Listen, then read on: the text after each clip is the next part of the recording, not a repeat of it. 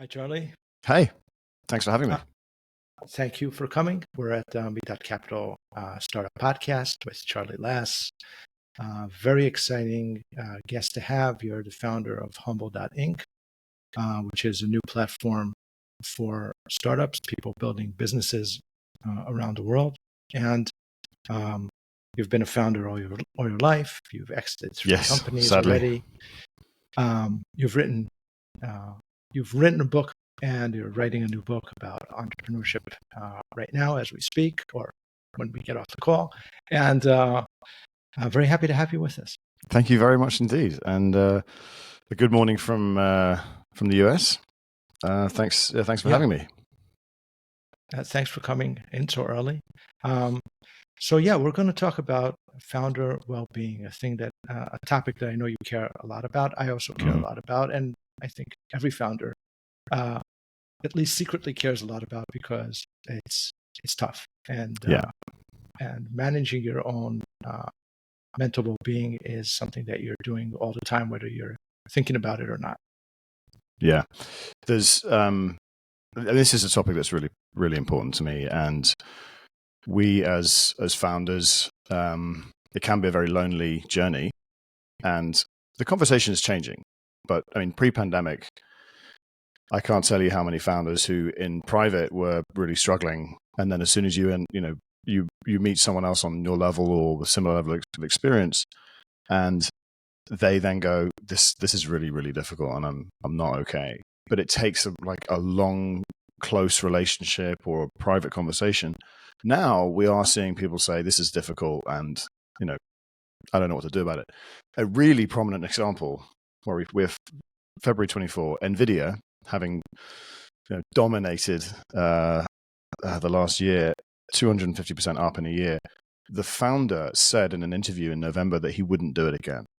If he had the choice Really? of, he's 30 years at the company and all the success he's had, he said that the vulnerability and the journey he went on was too difficult, and in hindsight, he wouldn't repeat the process. And coming from someone with that much success is pretty telling as to how difficult this journey can be.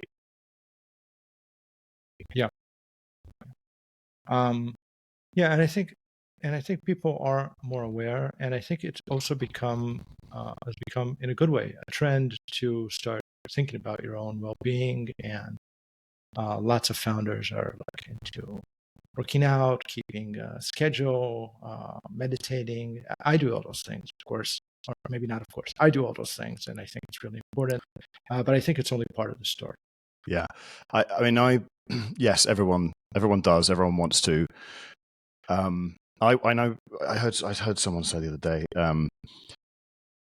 My routine is, wake up at 5, meditate for however long, eat a hearty breakfast, play with my kids, kiss my wife goodbye, and all this other stuff. And he said that probably happens once every 6 months. Like, I've got these grand plans of how I have this perfect routine. And even, look at Tim Ferriss or Matt Gray or whoever, who are the strongest proponents of this kind of look after yourself first, pay yourself first, treat yourself first. It's a great idea, but the reality is that life gets in the way all the time. And so people, it's very easy to beat yourself up. I didn't do that. I'm a failure. I look at this other person. They've got their routine down to the 20 minutes. And sure, Yeah. lots of people are able to do that, but doing it consistently, not being able to do it consistently doesn't mean that there's anything wrong or you're not trying hard enough. And it brings me to a point where someone shared with me the day rule. If you've got a plan for a routine and you miss a day, fine, whatever. Stuff gets in the way. Try not to make it 2 days.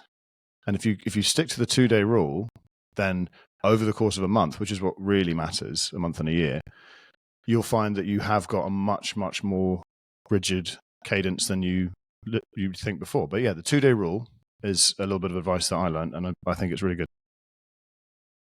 Yeah, I have something similar that I do for myself, which is the schedule is to work out every day, knowing that the actual number is 5 days a week. So I don't plan the break, but I just know that it just happens on its own sometimes. Like you had a very late night or you're traveling or whatever. And then rather than beating yourself up or trying to wake up after 3 hours of sleep or something to do the workout. It's okay. This is the day off. But generally, it's every day. Yeah. This is the So day that off. way Let's you can skip a day. hit the ice cream. Yeah. Yeah. I think a lot of it is also about kind of thinking of what is the founder's role and how do founders view themselves. And in the culture of the US and of Israel, the founder is often this kind of Superman that does everything, understands the technology, knows how to talk to the investors, create the vision. If there are a few founders, then they split this kind of Superman role amongst themselves. But often there's one that's like supposed to be the leader and really holding everything together and knows how to recruit and knows how to manage and knows how to be the face of the company and so many things put together that I think it's just a lot. It is a lot for a lot of people. It is a lot, and trying to be Superman is impossible. And you've got to remember that founders are, they go from boardrooms to bathrooms. Like if you're running the company, you're changing the light bulbs and the toilet paper in your staff bathroom, and you're doing with investor meetings. So you're doing absolutely everything. And the danger of trying to do everything brilliantly is that you end up doing nothing well at all. And you've got to acknowledge that there are some things that you just cannot be perfect at. And that's the starting point of a lot of stress, and the road to burnout with founders is everybody. You're looking at other people's showreel and relating it to your backstage. And you look at other people and go, oh, they did that thing amazingly, they did that thing amazingly.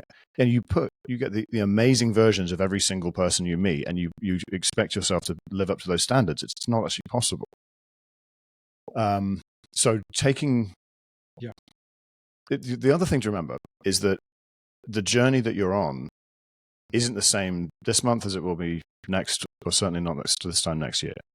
So you don't need to do everything brilliantly all the time, every day, because some things, you won't always be, well, I say you won't always be fundraising. You probably will always be fundraising actually, but the business will grow, cadence will change, and you don't have to worry about solving every single problem right then and there.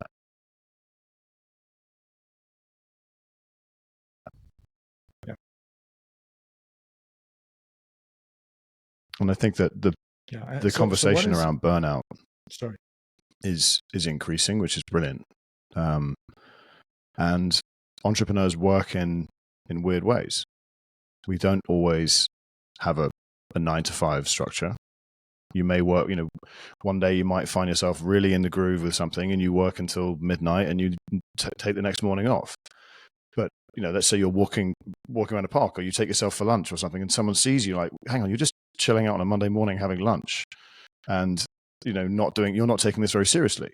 Like, actually, mate, I was up till 3 a.m. working on this pitch deck and now I'm taking a break. Like you can't judge the process. In fact, it doesn't matter what other people think. It matters what you think. And you're the only one that knows whether you're giving it the right amount of, I don't want to say 100% because 100% is impossible. There's actually a lot of studies that suggest that 85% of your effort is one of the most efficient zones to be in, because you're not going to burn out. You'll be able to go further. Recognizing that entrepreneurs live and work in different ways is really important. We are also much more susceptible to mental health challenges, anxiety, depression, suicide, substance abuse, bipolar, ADHD, like pick. And the question I rattle around in my mind is, are we drawn to that because we had the likelihood of developing those disorders, or do we have them and then seek out this career? I don't know. But the point being that it's very common to see entrepreneurs who aren't able to work in, quote, normal ways. And so being around an entrepreneur, seeing them go through the stresses and struggles that are, all encompassing sometimes. It is a career, but it's not just a job. It's something that every waking moment, you are likely thinking about your startup. And that really takes its toll. Yeah. if you don't make an effort to step away from that, what do you think is there's a way? It can be destructive. And seeing entrepreneurs that you care about operate and try, look after themselves and ways, take a break, that should be encouraged, not judged. Yeah, absolutely. I want to kind of tell you about I spoke about this with another friend of mine, Boutique, not so long ago. There's a completely different model of entrepreneurship that I've seen in my work in India. I was advising Israeli companies going into India, and I have a lot of experience, a lot of work done there. And there, the model is quite different. The entrepreneur is not called the entrepreneur. I mean, they know the word, of course, but the word they use is promoter. So there's the person that is promoting an idea or a vision, and they're usually not the CEO. It's a separated entity. Whereas the usual model in the West is the CEO is also the visionary, and the person that has the vision and is pushing the company forward is also the one, like you said, that ends up doing the most mundane things, just keeping it all together. I really like that. I really like that. Yeah, I'm going to use that example. It takes a real ability to delegate and to let go of things from a very early part of the journey, and I think that's very hard to do. That's like a very big challenge to be able to kind of send things off right from the start, and not be the CEO of what you're building. Really interesting. Yeah, I can see that makes a lot of sense. And it's the equivalent might be a COO, but it should be the other way around. I've often thought that. I don't like the founder CEO title that we always sort of inherit. I think that in the early stages, C-suite titles are pretty pointless. You're taking a bit of few of the tasks. Right, I'll do this, you do that, off we go. Otherwise, you end up in a sort of founder dilemma of nominative determinism. When you call something that thing, it becomes that thing. So if you've got one of your early team is good with numbers, he suddenly becomes the CFO. And then 2 years down the line, like, he's not qualified to do this, but he's the CFO, and now you've got to undo that. And it can very, very quickly cause a hell of a lot of problems with early founder teams. And founder infighting is a major, major cause of startups failing, to the point where I've seen one of the companies that I have mentored in the US was a coaching platform for founders paid for by investors.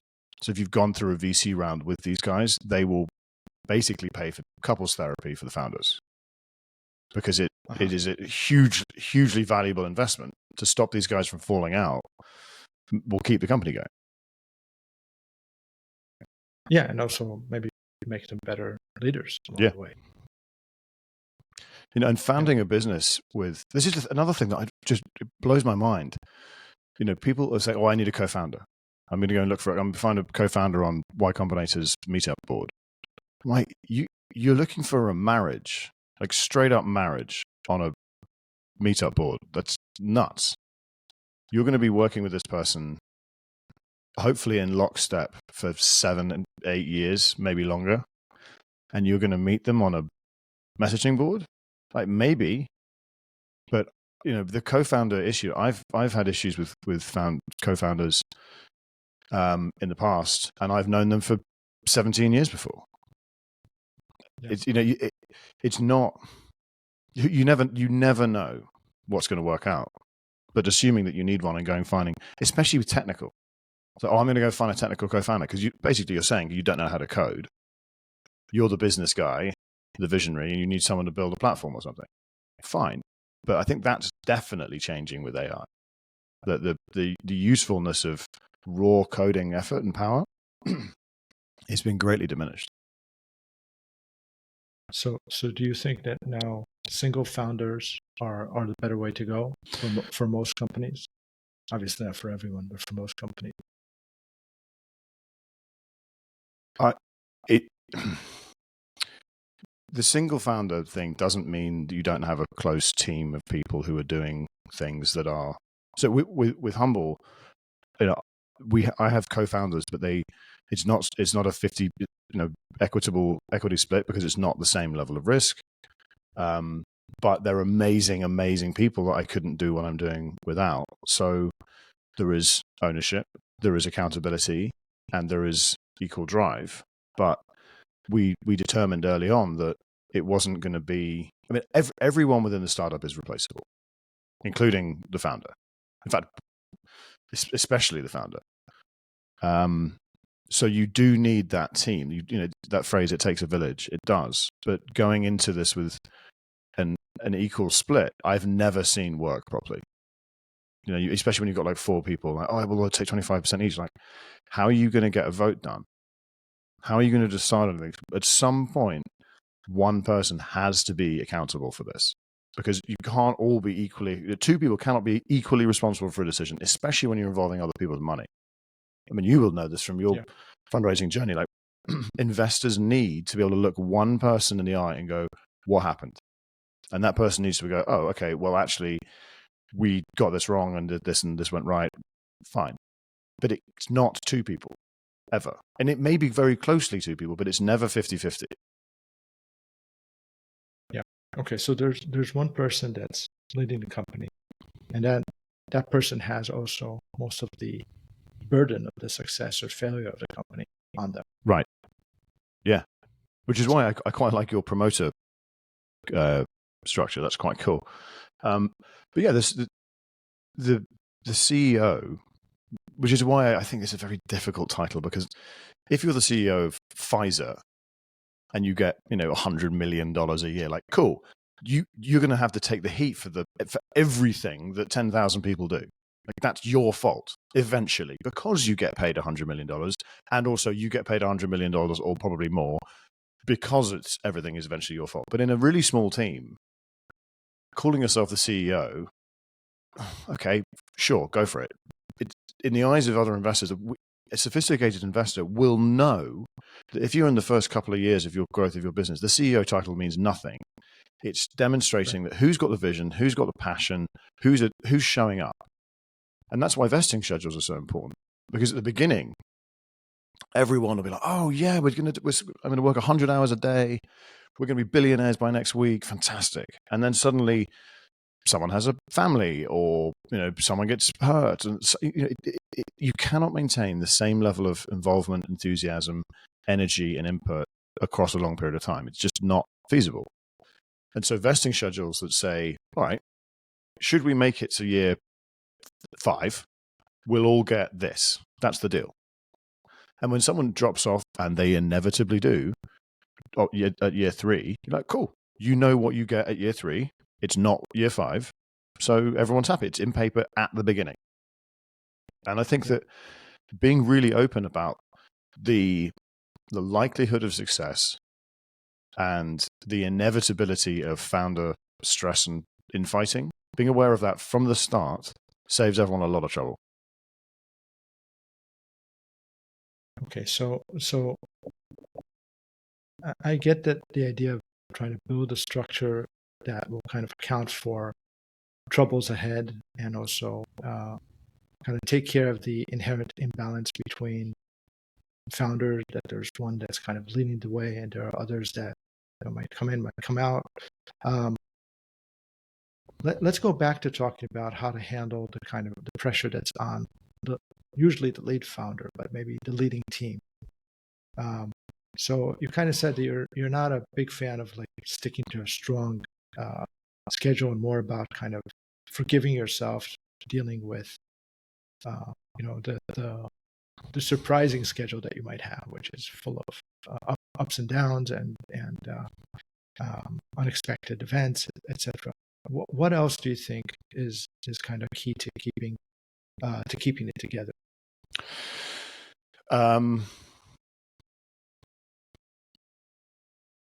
Well, there's a number of things. A support structure.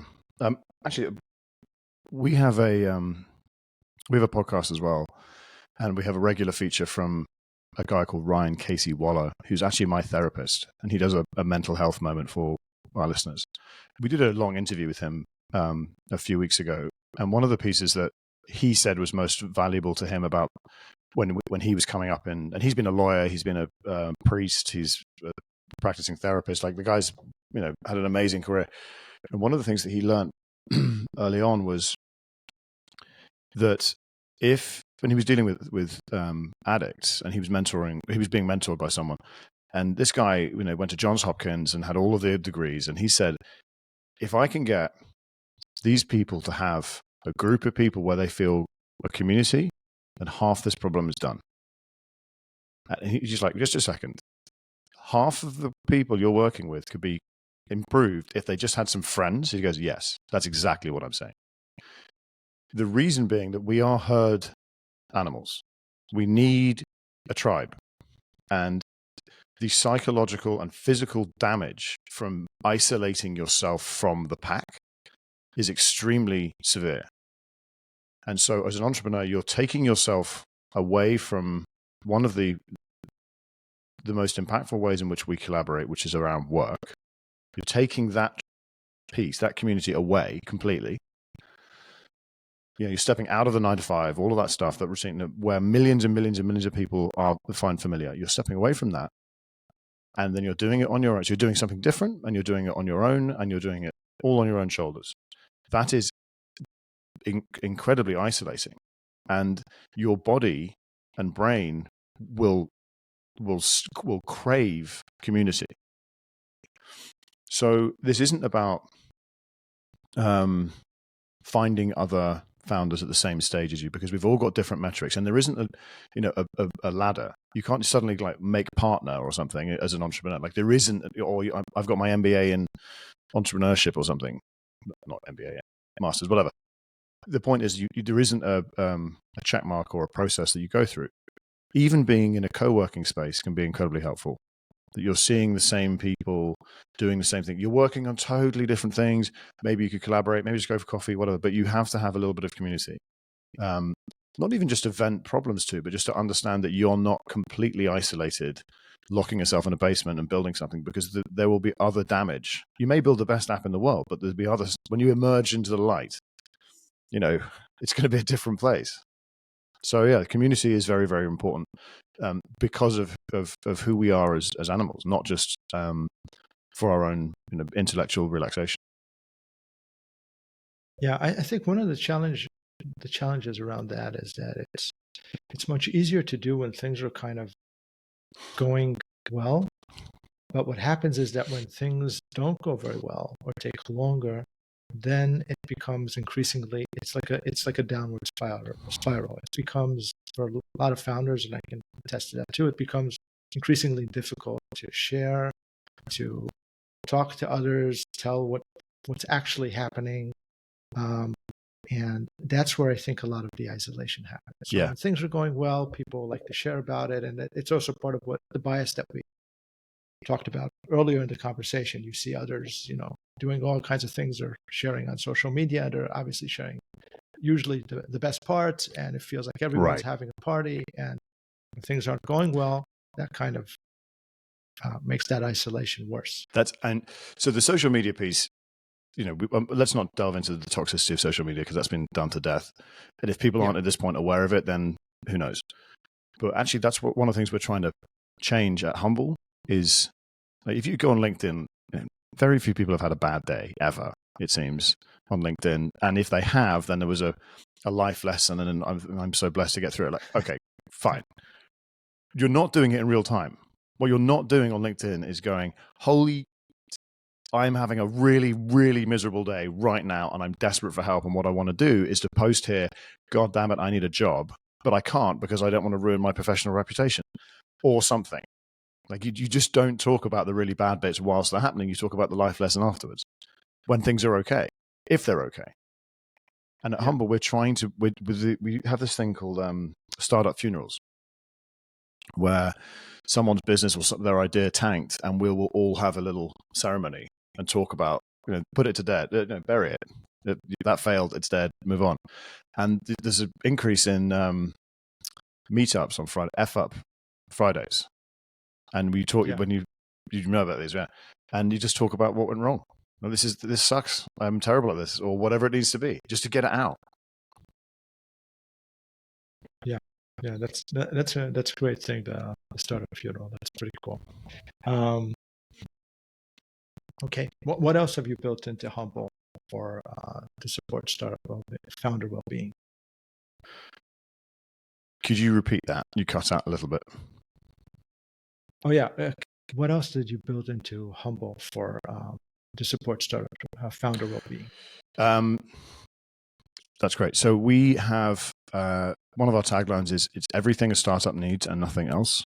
We're trying to be one place where you can go and see I want to build a website. Okay, what do I need? Here's a review of Wix and Squarespace and WordPress. And here are the tools. Like every product or tool you might need at your various journeys is available with reviews and people to talk to about how good they are. But it's all in one place. Then you've got a community of people without trolling, without toxicity, that are talking about the challenges that they're facing, and content in any format covering pretty much any topic of entrepreneurship. But the difference being, on Google, you get 30-minute results.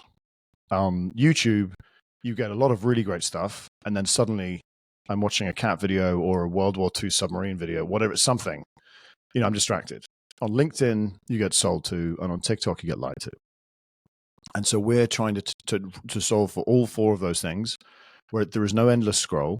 So you don't just sit there forever. You want an answer, you find the answer from someone who's been vetted. That's the other thing, is that each of the creators, we have checked that they do know what they're doing. It's not some 19-year-old giving financial advice on TikTok.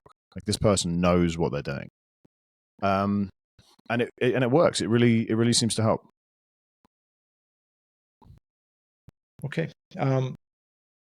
Charlie, where should people find you? Should they go to Humble? Yeah. To subscribe? Where should people connect? So yeah, with, Humble.Inc is the website. Charlie Lass on LinkedIn or on Humble. And yeah, that's great. And I have one parting thought, which is about people. Please. There is this very prevalent and very obvious framing that we all do, that we say, oh, when I get to here, everything will be fine. All I got to do is just raise some more cash and everything will be fine. Oh, when I exit for 10 million, everything will be fine.